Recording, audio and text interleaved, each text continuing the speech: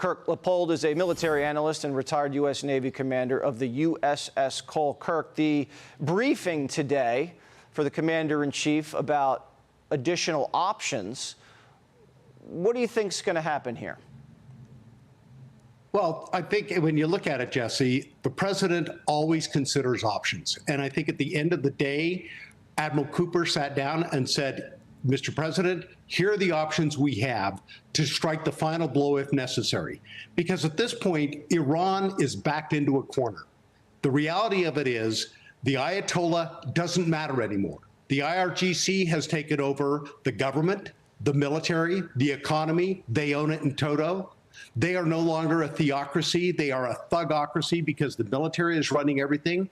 They are now the target. And I'm sure that Admiral Cooper laid out a very distinct set of target options available for the president as commander-in-chief, and he's going to execute it.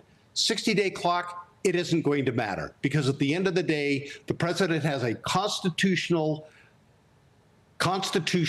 responsibility for the national security of the United States, and to date, he has executed it almost flawlessly. Would you, if you were in charge or advising the president, would you say wait until the blockade really implodes the country? Or would you say, you know what, they need a little extra encouragement, finish off the target list, and see if that drives them back to the negotiating table? I think at the end of the day, Jesse, what you're going to see is between the military and the commander-in-chief, they're going to pick the correct timing.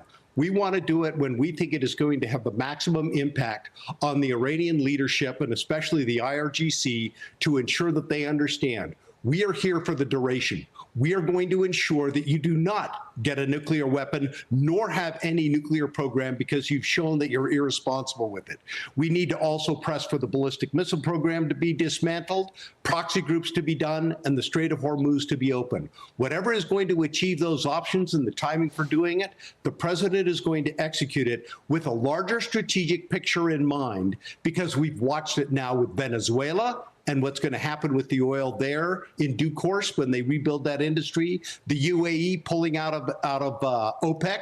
When you look at it, do you think that that NVIDIA chip exchange that occurred back in October last year, this was part of a strategic plan that the president is executing to build a better world, and he's doing exactly that. And taking down Iran's nuclear program is just another step in that long chess game. Yeah, you cannot have all this AI that we sold our friends in the Middle East.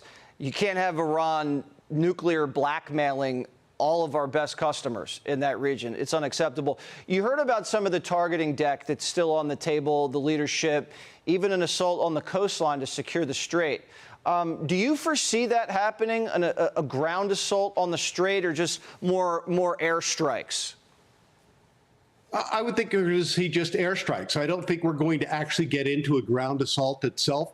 I think one of the key things that need to happen is when you're looking at how we're going to even negotiate with the Iranians at this point, we really need to pull it out of Pakistan. They've never been our friend. They've never been a good ally. They have killed hundreds of Americans through the Taliban in Afghanistan. So the reality is they should have never been a player to begin with. Let's give it to Abu Dhabi. Let's give it to the UAE and make sure that they are now going to become the broker and the king player in the Middle East itself, because they are proving to be an incredible ally. But at the end of the day, Jesse, we're going to execute a plan that is going to disable the Iranian from being able to project any power to the Strait of Hormuz and throughout the Middle East. Yeah, the president's driving a pretty hard line, and I think that's the key to this. Kirk, thank you so much.